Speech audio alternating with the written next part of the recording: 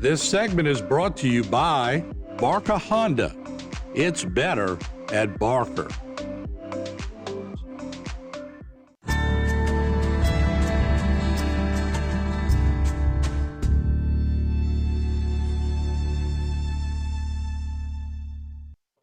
All right, we are back. It's time for Good Vibes. I'm Martin Falls, Debbie Cox DeNova. We are nice and casual today. Yeah. And I love the topic, improving your luck. Yeah. Can everybody improve their luck or want to improve their luck? As it turns out, yes. All right. Now, when we think about luck, we think about this sort of magical, mystical thing that some people have and some people don't. Mm-hmm. But there's actual science behind it. And what it shows is that we can actually improve our chances at luck, which is good news for everybody. And it goes back to the neuropsychology. Well, first of all, do you consider yourself to be lucky? I do sometimes, but I tend to think I create my own luck. Very good. Okay. So, but you do consider yourself to be one of the lucky ones. Yeah. Okay, good. Mm-hmm. So this is really an important question. I just recently told this story. It's been a family mantra. My daughter was working late at her job, so I took my other two children out to eat. Mm-hmm. And when we picked up my daughter from her work, she said, "I'm starving." And I was like, "Oh, we just went out to eat, so let's go through a drive-through for you." So my son, who's 11, said, "Can I have some chicken too?" And I was like, "You just ate. I'm not buying you another meal." So we pull up to the drive-thru. It's a new guy, and he hands us a bag, and I hand it over to my daughter. She opens it, and she's like, "There's 2 meals in here. This is not what I ordered." And I was like, "Oh, well, and I told the guy, "Hey, look, it looks like he gave us someone else's order," and tried to hand it back to him, but his supervisor was like, "We don't take food back through the window. You have to keep it." So then she hands us my daughter's order, and I look back at my son, and I hand him the bag of chicken, and I say, "Well, it looks like you and your sister have another meal." And he says back, "Good luck is just out to get me." And we laughed, and that became a family mantra. Good luck is just out to get me. Now, fast forward, I take my kids to Colorado for the last snow, and I'm not even sure if it's going to snow. I'm checking the forecast, and maybe way too late. Now we're in the springtime. And the first morning we're there, I look at the forecast before I open the window, and it says no snow till evening time. And I'm like, oh, that's a bummer. I was prepared to drive three hours if I needed to get them some snow. Right. But when we pulled back the curtains, it was snowing. And all day long, it said no snow, but all day long, it consistently snowed. So it was enough for us to play, make memories, and for the rest of the trip to have a snowy experience. Now, my favorite part was we're shopping, and a local says, "This snow is really weird. I thought the snow was actually over." And I told her we were from New Orleans, and we're here just kind of visiting. And she says, "Well, your timing is impeccable." I tell my kids this, and of course, they reiterate, good luck is just out to get us. Now, the reason I love this so much is because being able to have a mantra like that, and I invite anyone at home who wants to borrow this to definitely do it. It's a playful way to reinforce that part of your brain that we talked about, the reticular activating system, to look for opportunities that other people might be missing who feel they are unlucky. There was a British psychologist by the name of Richard Wiseman, and Richard Wiseman was curious as well about the psychology of luck. So he actually did some groundbreaking research. Over a 10-year period of time, he studied 400 people from the ages 18 to 84 from all walks of life.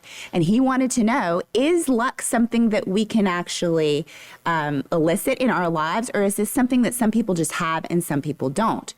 One of the studies that he did was really interesting. He asked everybody the question that I asked you: how lucky do you feel? Do you feel like you're a lucky person or a not lucky person? And some of them said that they felt lucky.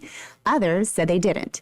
Now, he gave everyone a newspaper with the instructions. I want you to go through this newspaper. I want you to count all of the images in the newspaper. That's the goal, okay? Now, it turns out that the people who thought they were lucky actually finished the project and returned the newspaper in seconds. And those who actually thought they were unlucky took several minutes and got more mistakes. Why?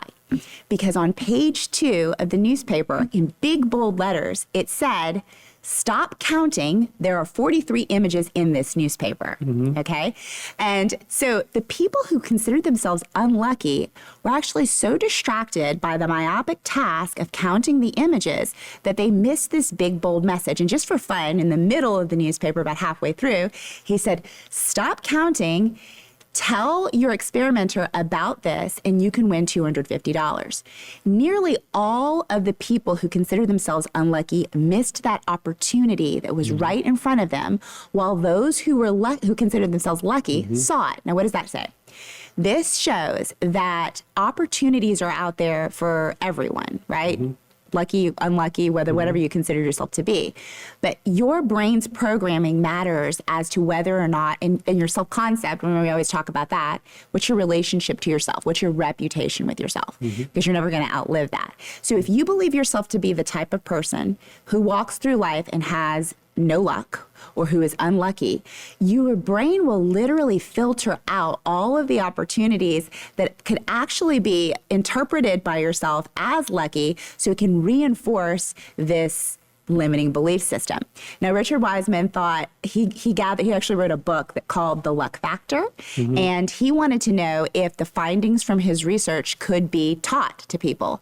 So he opened up a university, and at the Luck University, he found after only a month that people actually, 80% of the people actually reported that they were not only happier, that they had more fulfillment and satisfaction in their lives, but they actually did consider themselves to be luckier. I mean, I listen to people all the time say, if I didn't have bad luck, I wouldn't have any luck at all. Or I'm behind the 8 ball. Yeah. And I'm going, yeah, I guess you are if you keep thinking you are. It's a belief. I'm going to tell you how I believe when we come back from the break. Yep. We'll talk more about improving your luck. Don't go away. This segment was brought to you by Waits and Downer, attorneys at law.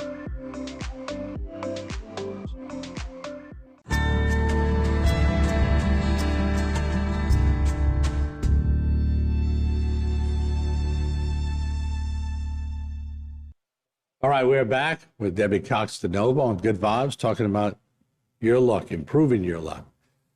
Here's what I was thinking during the break. It's not that I always have good luck.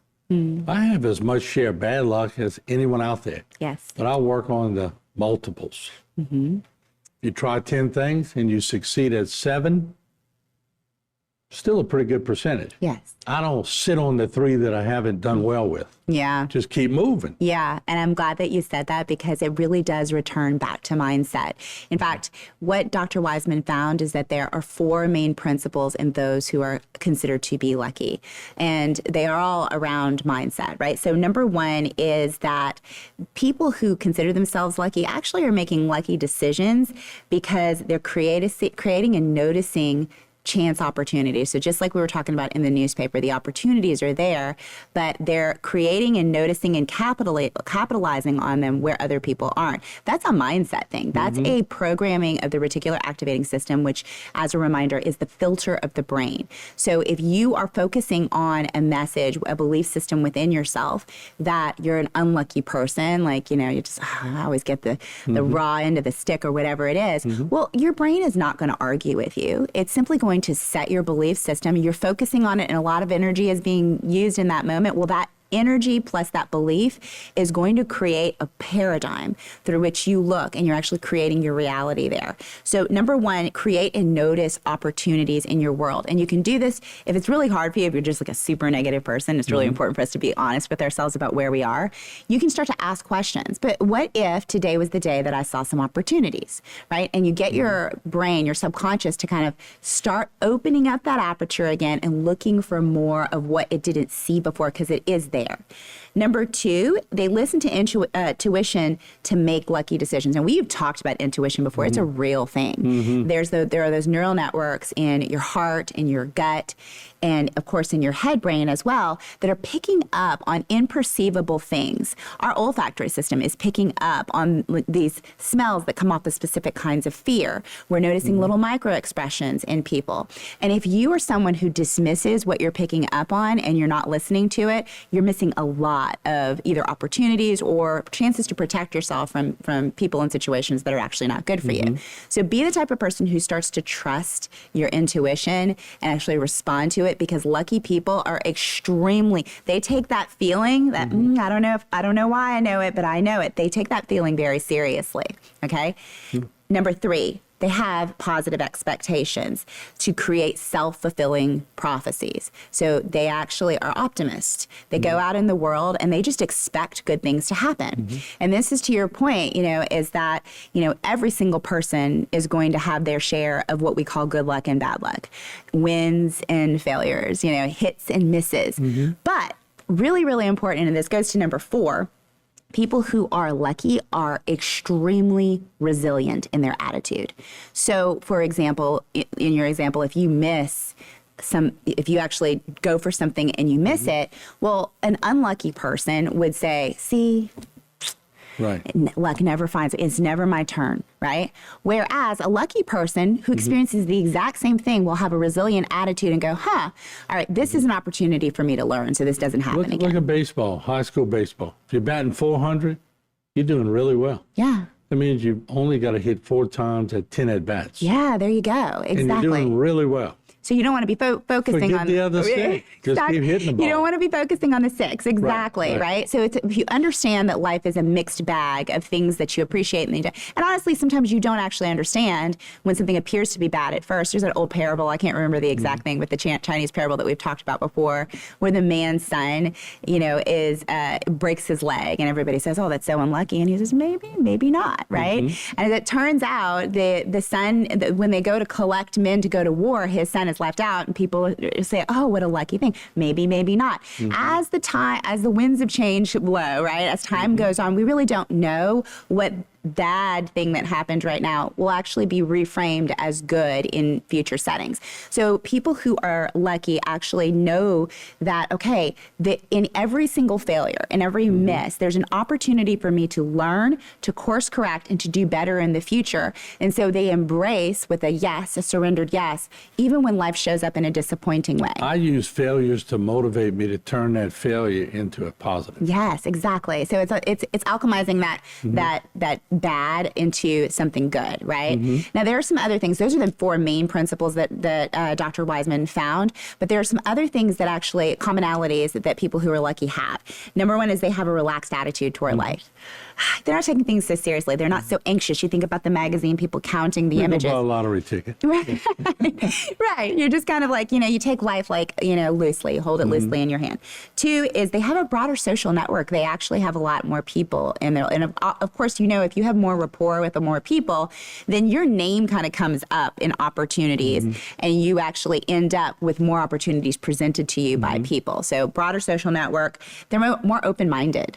So closed-minded people, again, it's that opportunities kind of thing. It's like, well, I've never thought about doing that, but maybe, right? And you kind of open yourself up to something that could lead down the line to something that other people are calling, oh, that's a lucky break, right? They have a lot of belief in self. Goes back to our self-concept. You actually have that belief. And because you have that belief, you end up more prepared for your opportunities when they come. You put yourself out there, and very importantly, you take bold action in life. All right, so the bottom line, improve your luck.